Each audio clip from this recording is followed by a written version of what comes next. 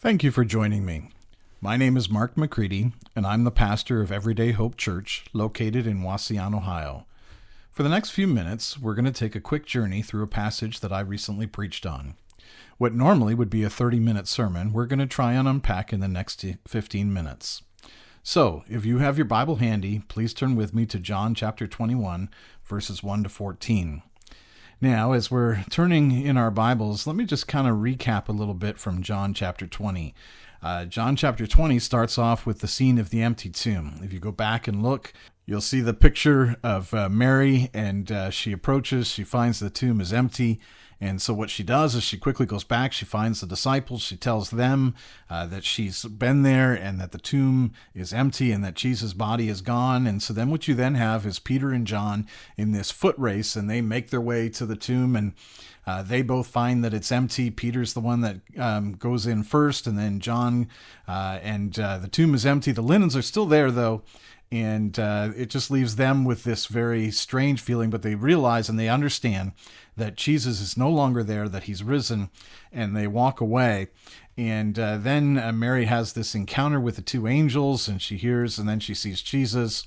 And then the next scene you get is this locked room. Incredibly fascinating to read of the story. The disciples hiding away, they're in fear. So much has happened, and then Jesus appears in their midst.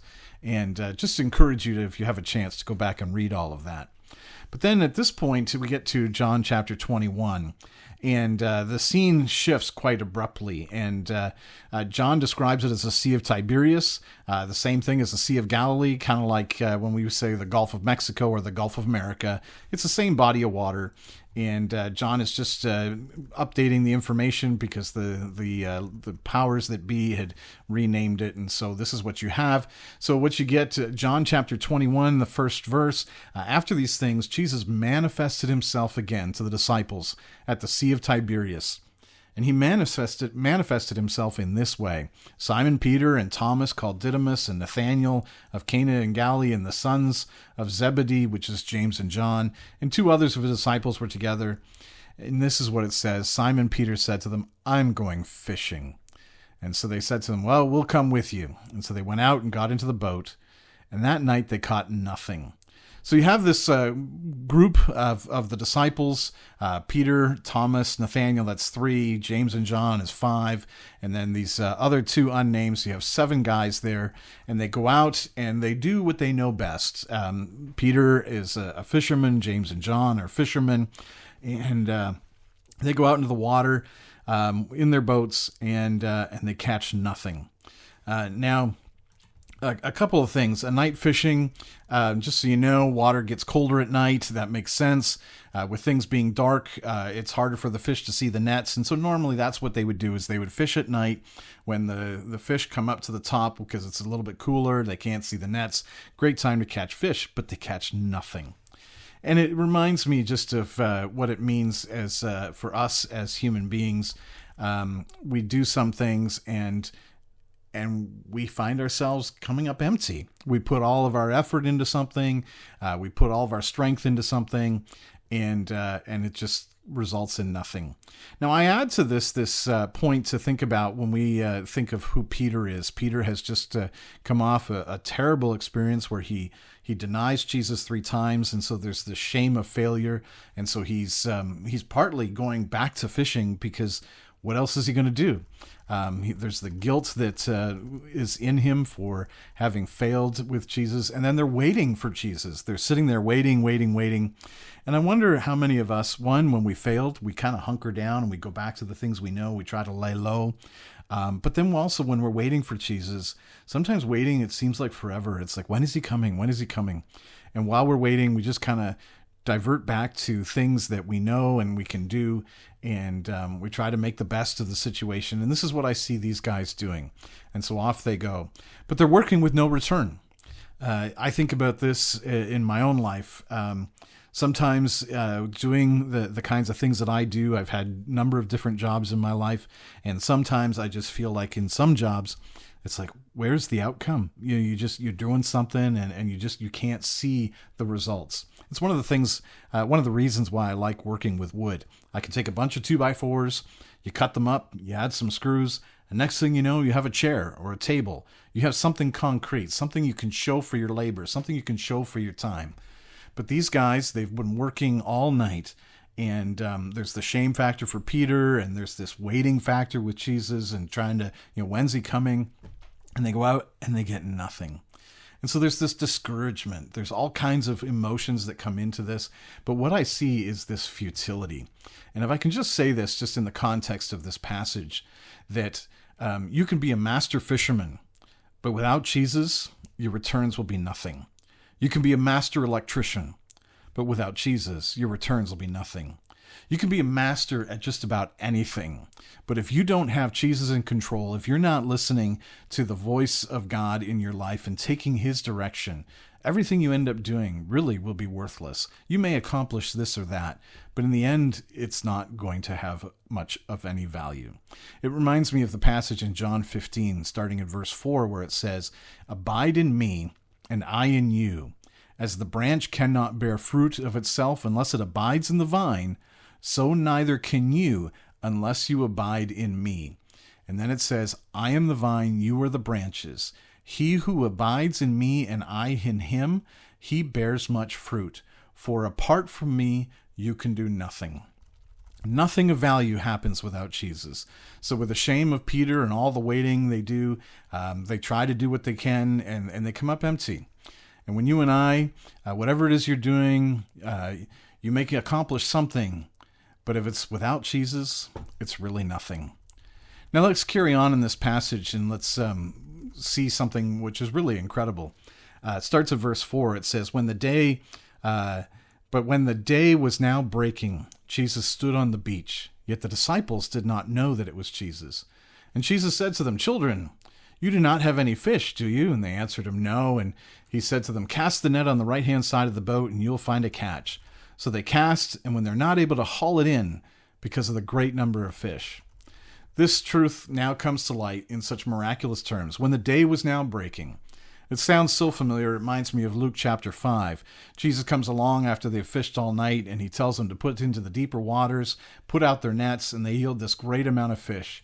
And here, after the entire night with zero success, Jesus comes along, and they don't know it's him, but he speaks, and he tells them to try again, and he tells them which side to cast their nets. Now, I know little about fishing, but just a few feet away or the other feet, personally, I don't think it would make much of a difference.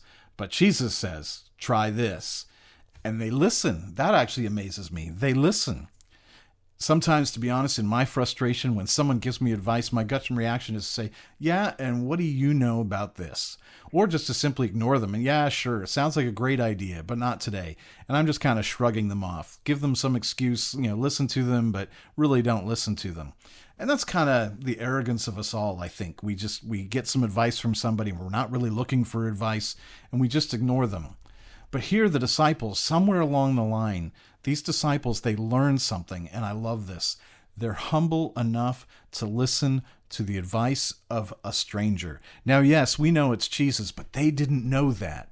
They didn't know that it was Jesus at the shore. They're only 100 feet away, not very far away, but Jesus calls out, and he tells them to change what they're doing. He tells them to try again, and so they do it. They listen to a total stranger. And it makes me think that, sometimes we let our pride stand in the way of success. We let our own egos get in the way, and we're not listening to the voice of God. We're too proud. And sometimes the voice of God shows itself in the advice of some wise counselor, a pastor, a spiritual leader, family, parents, so many different ways in which God can bring messages to us. Even just listening to his word, reading his word, can grow our faith, but sometimes our egos get in the way. But thankfully, these men had learned something, and even though they were professionals, they knew all about fishing, they knew all about the Sea of Galilee, they listened, and they did what Jesus said, and the results were incredible. And so let's just kind of finish off this passage here, looking at verse 7. It says, "Therefore, that disciple whom Jesus loved said to Peter, 'It is the Lord.' And when Simon Peter heard that it was the Lord, he put his outer garment on, for he was stripped for work, and he threw himself into the sea. The other disciples came in the little boat, for they were not far from the land, but about 100 yards away. So I think I said 100 feet away, but yeah, this is 100 yards, as the text says, dragging the net full of fish. And so when they got out on the land, they saw a charcoal fire already laid out and fish already placed on it and bread. And Jesus said to them, "Bring some of the fish which you have now caught." And Simon Peter went up and drew the net to the land full of large fish, 153. And although there were so many, the net was not torn. And to me, it finally registers. You look at this text, it finally registers with these guys what is going on. Luke 5 has repeated itself all over again. And John, that's the disciple whom Jesus loved, John says to Peter, "It's Jesus. It is the Lord." And when Simon Peter clicks, he hears that from his friend John. He just grabs what he's got. He grabs his stuff and he just jumps in the water and he swims to shore and he makes his way to shore as fast as he can. He doesn't care about the fish anymore. He doesn't care about the boats anymore. He just hears Jesus' voice and he goes because now he knows that it's Jesus. And Peter, he hears this, and so that is what he does. The rest of the guys, they make their way with the boat, and they try to drag the fish along the way. Basically, it's the miracle that opens their eyes. I have to wonder, if you go back, take a look at the two guys on the road to Emmaus in the book of Luke. They didn't recognize Jesus until Jesus was finally sitting down and breaking bread with them. And it was then that their eyes were opened. They had gone this whole journey walking alongside Jesus, but their eyes had been closed. But when Jesus starts to break bread, their eyes are opened. Thomas, he saw Jesus and he says, "Well, not until I actually touch will I actually believe." And so I wonder what his resurrection body looks like. Just kind of a curiosity thing. Read 1 Corinthians 15. It tells us that we will change, that our resurrection bodies will be like that of Jesus. An incredible thing that will take place. But here's what I just love, and that is that what a difference Jesus makes. These guys, they've been out fishing all night. They get nothing, discouragement. But they've learned a lesson somewhere along the line, and they've learned this humility that so when you hear a voice, all right, we got to listen. And so they do it, and they get this advice to change how they're doing it, and so they follow the voice, and they move their nets, and they get a huge catch. What a difference Jesus makes. And not just that, God provides a way to manage the blessing. So they get this large amount of fish, 153 fish, so many, and yet the net was not torn. This is just the way God works. When he gives a blessing, he also provides a way to manage the blessing. One of the things we need to see is exactly that.